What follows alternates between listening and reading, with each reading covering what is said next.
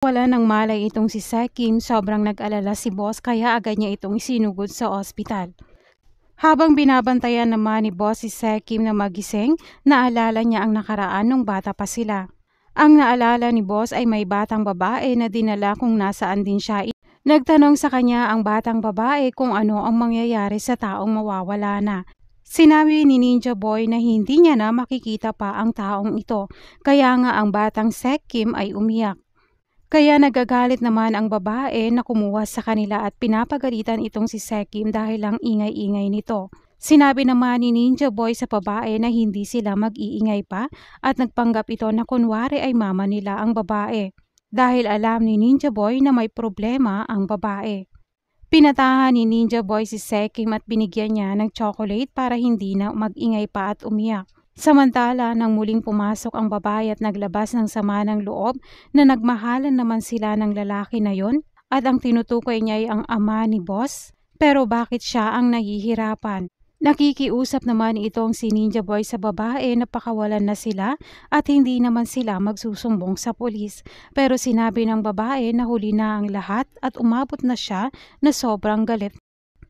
Hindi naman naging maganda ang sumunod na ginawa ng babae dahil nakita mismo ni boss at nakikiusap pa siyang wag nang ituloy pa ang gagawin ng babae. Pero kitang-kita mismo ni boss ang ginawa ng babae na wala na itong buhay. Nang magising naman si Sekim at ayaw niyang mag-alala pa ito, kaya sinabi ni Ninja Boy na may malaking spider sa labas. Kaya pala laging natatakot itong si Sekim sa spider. Nang mawalan na ng buhay ang babae, nakagawa ng paraan si Ninja Boy na makalabas sila ni Sekim.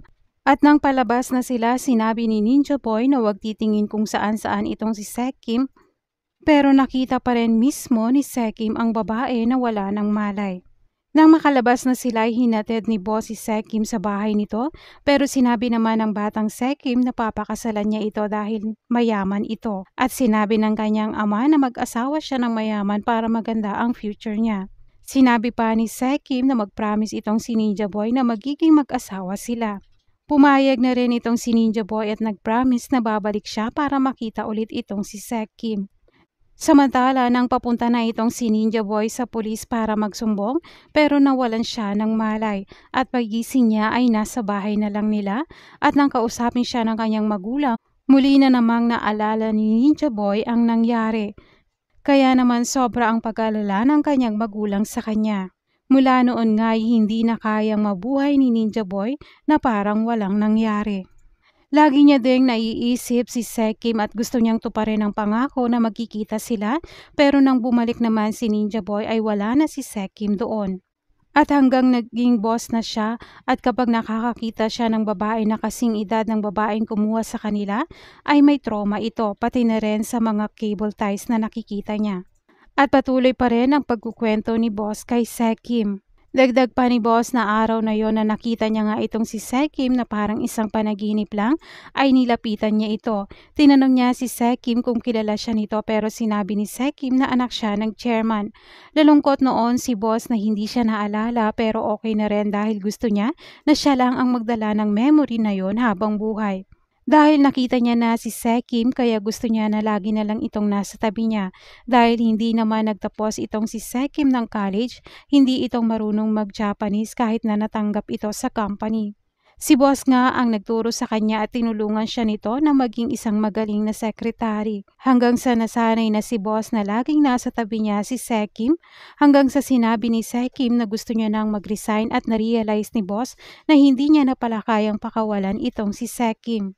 Sa ospital naman ay nakikiusap na sana ay gumising na itong si Sekim. Nang magising na si Sekim, agad siyang niyakap ni boss. Pagtatanong naman ni Sekim sa kanya kung siya ba talaga si Ninja Boy. Hindi na nga nagsinungaling si boss at umamin na rin siya. Umiiyak naman si Sekim at sinabi niyang ilang beses itong nagsinungaling sa kanya. Humingi naman ng sorry si boss at niyakap niya si Sekim. Patuloy pa rin na umiiyak si Sekim at sinabi niya ngayon ay naiintindihan niya na kung bakit gustong-gusto niyang mahanap itong si Ninja Boy. Dahil gusto niyang mag-thank you dahil prinoteksyonan siya noon. At kahit na mas masakit pa yon kay Ninja Boy ay tinulungan pa rin siya. Sinabi naman ni boss na ang gusto niya sana ay ilihim yon hanggang sa huli.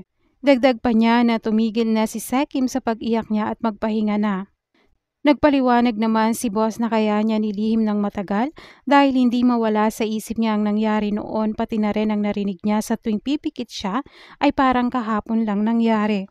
Dagdag pa niya na ayaw nang maalala pa ni Sekim ang nakaraan.